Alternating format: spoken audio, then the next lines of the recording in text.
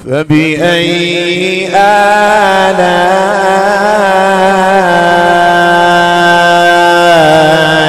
ربكما تكذبان.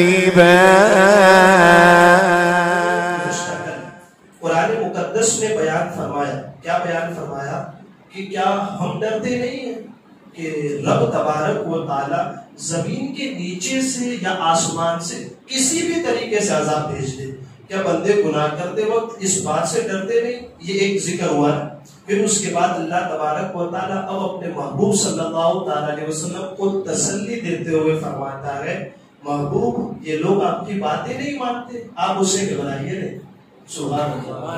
یعنی کہ ایک انداز یہ ہوتا ہے کہ ہم اگر کسی کو ایک طرف بلا رہے ہیں تو لوگ ہم سے کہتے ہیں کہ کوئی بات نہیں، آپ کی بات نہیں سنتے تو کوئی مسئلہ نہیں. لیکن محبوب کی شان کا عالم یہ ہے کہ محبوب اگر کسی کو دعوت دیتے اور کوئی نہ مانے تو ان کا رب انہیں تسلی دیتا ہے. محبوب آپ گھبرائے نہیں، آپ کا رب آپ کے ساتھ. اب قرآن کہتا ہے وَلَقَدْ كَذَّبَ الَّذِينَ مِن قَبْلِهِمْ، بے شک یہ جو لوگ ہیں کفار مکہ آپ کو جھٹلا رہے ہیں، ان سے پہلے بھی لوگوں نے انبیاء کو جھٹلایا ہے. ٹھیک ہے. فَكَيْفَ كَانَ نَكِيرٌ، اب ان سے جنہوں نے جھٹلایا نا ان کو، انبیاء کو، انبیاء کے احکام کو، تو پھر ان کا کیسا ہم نے حال کیا. تو ہمارا انکار، مطلب انکار کیا نا، تو ہمارا انکار کیسا ہوا، ہم نے انکار کے درجے میں ان کے ساتھ کیسا حشر کیا. کہ یہ دیکھیے کہ فرعون، قارون، موسیٰ علیہ السلام کے زمانے میں جب اس نے بغاوت کی، اللہ نے زمین میں اس کے سمیت دھسا دیا. یہ قوم لوط تو اللہ تبارک و تعالیٰ نے آسمان سے پتھر برسا کر ختم کر دیا. قوم عاد و سمود 7 دن 8 راتیں یا 8 دن 7 راتیں لگاتار آندھی اور طوفان آتے رہے اور پوری بستی کو ختم کر دیا. لیکن ایسا نہیں ہے محبوب کہ کفار مکہ آپ کو جھٹلاتے ہیں، آپ کی باتیں نہیں مانتے، ایسا نہیں. ہاں، آپ سے پہلے جتنی امتیں گزری ان امتوں نے بھی اپنے نبی کے حکام کو نہیں مانا اور میرا رب ہونے سے انکار کیا. اس لیے پھر ہم نے انہیں عذاب میں مبتلا کیا. اور کیسا عذاب میں مبتلا کیا؟ جب ہمارا عذاب ان تک پہنچا نا تو پھر وہ مان گئے کہ کاش ہم انکار نہ کرتے اور نہ جھٹلاتے، تو پھر یہ دھتکارے ہوئے، یعنی کہ مردود ہوئے، لعنت کیے ہوئے میں ہمارا شمار نہ ہوتا. یہ کب کہتے؟ جب وہ عذاب میں مبتلا ہو جاتے تب.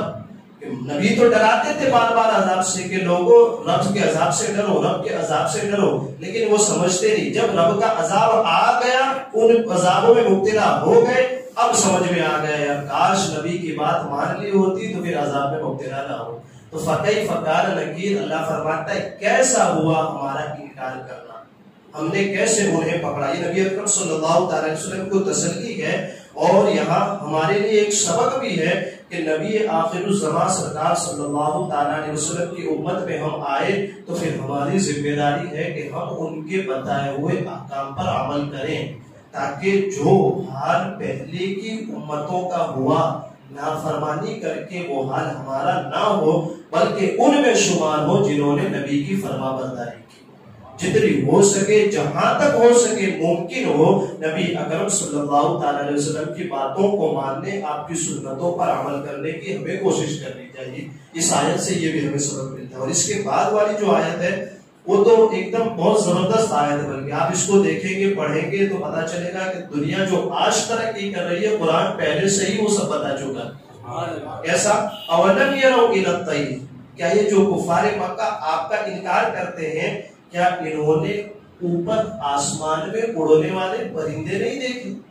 سبحان اللہ. اور مثال دی جا رہی، کیا یہ جو کفار مکہ انکار کر رہے ہیں، کیا انہوں نے الی الطیر فوقہم صافات ویقبضن، کہ اپنے اوپر پر پھیلائے ہوئے اور پر سمیٹے ہوئے پرندے ہوا میں اڑتے ہوئے انہوں نے نہیں دیکھے؟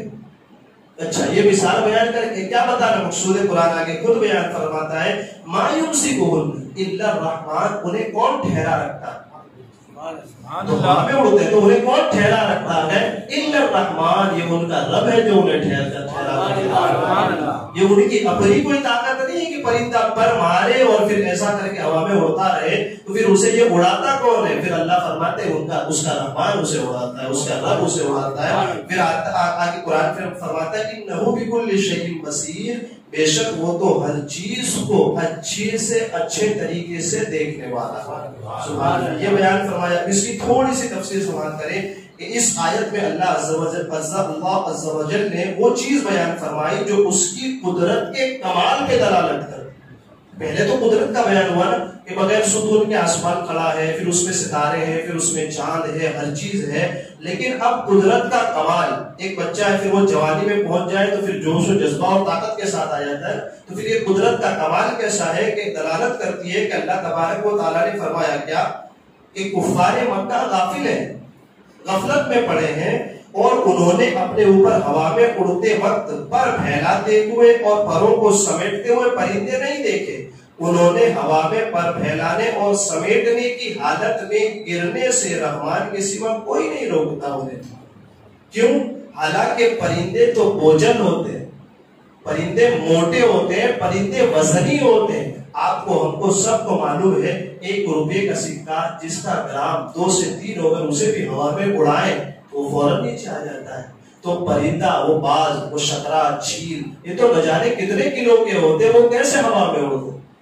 ایک چیز وزنی ہو تو وہ زمین پہ آنی چاہیے نا، چیز وزنی ہو تو وہ زمین پہ آ جانی چاہیے۔ وہ نیوٹن جھاڑ کے نیچے بیٹھ کر سوچ رہا تھا نا کیا کہ سفرجن نیچے ہی گرتا ہے، اس کو یہ سمجھ میں نہیں آیا کہ یہ باز ہوا میں کیوں اڑتا ہے، تو باز بھی آ جانا چاہیے تھا نا، جیسے سفرجن نیچے آتا ہے ویسے باز بھی نیچے آ جانا چاہیے۔ جب زمین کے اندر کھینچنے کی طاقت ہے تو زمین پھر باز کو کیوں نہیں کھینچ لیتی، زمین چیل کو کیوں نہیں کھینچ لیتی، زمین کبوتر بٹیر کو کیوں نہیں کھینچ لیتی؟ سمجھ رہے ہیں نا؟ تو پھر وہ کون سی طاقت ہے جو انہیں ہوا میں وزنی ہونے کے باوجود بھی اڑائے رکھتی ہے؟ اللہ فرماتا ہے وہ میری طاقت ہے جو انہیں ہوا میں اٹھائے رکھتی ہے۔ اسی سے یہ بات سمجھ میں آتی ہے کہ آج کل جو ہوائی جہاز اڑ کر کے چلتے ہیں تو ان ہوائی جہاز کو ان کا انجن، ان کا جو ملبہ ہے وہ نہیں اڑاتا ہوا میں، وہ اڑتے ضرور ہیں، سبب ضرور ہے، لیکن انہیں ہوا میں اللہ تبارک و تعالیٰ کی قدرت قائم رکھتی ہے۔ یہ یعنی کہ پرندے، اور انہی پرندوں کو دیکھ کر کے ان سائنسدانوں نے ومان کو بنایا، پلین کو بنایا۔ اب اس پلین پہ جب ہم اور آپ بیٹھیں اور سفر کریں، اس وقت ہمارا عقیدہ یہ ہونا چاہیے کہ اڑنے کی طاقت کسی میں نہیں ہے، لیکن رب جسے اڑا دے وہ ہمیشہ ہو جائے گا۔ تو یہ ہے اصل چیز ہے۔ پانی میں پچھلی بار بھی کہا تھا، پانی پیاس نہیں بجھاتا، ہاں پانی کا کام پیاس بجھانا ہے، حقیقی پیاس رب بجھاتا ہے۔ وہ چاہے تو آگ ہم پیئیں اور پیاس بجھ جائے، وہ چاہے تو ہم مٹی کھائیں اور پیاس بجھ جائے، ہاں اس نے پانی میں یہ سبب رکھ دیا کہ جب بندہ پانی پیے گا پیاس بجھ جائے گی۔ ہاں لیکن یہ پیاس بجھائی کس نے؟ پانی نے نہیں، پانی نے نہیں بجھائی، وہ رب نے بجھائی۔ اسی طرح اس پرندہ پر پھیلا کر کے، پر سمیٹ کر کے ہوا میں اڑا ضرور، اڑنے کی صلاحیت آئی ضرور، لیکن اس کو اڑایا کس نے؟ کہا رب نے اڑایا۔ تو یہ ہے ایک چیز خاص طور پر ہمیں اور آپ کو سمجھنے کی کہ اللہ تبارک و تعالیٰ کی قدرت کا کمال بھی یہاں پر پتا چلا کہ پرندوں کو ہوا میں محض پر نہیں روکتے، بلکہ انہیں اللہ تبارک و تعالیٰ خود روکے ہوئے ہے۔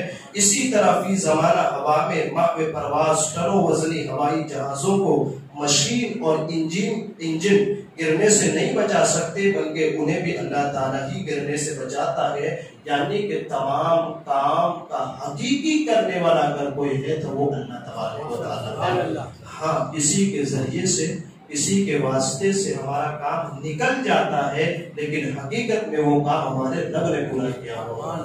اس بات کو بھی ہمیں آپ کو سمجھنا چاہیے، اور اس سے تھوڑا سا ایک لٹی کا سبق یہ بھی ملے، اس دنیا میں ہم آپ یہ کہیں یار فلاں صاحب نے میرا کام کر دیا، فلاں صاحب نے میرا کام کر دیا، میں اس کے در پہ گیا اور اس نے میرا کام کر دیا، نہیں، اس کے ذریعے سے ہمارے رب نے ہمارا کام کیا، یہ لفظ ہمارا ہونا چاہیے۔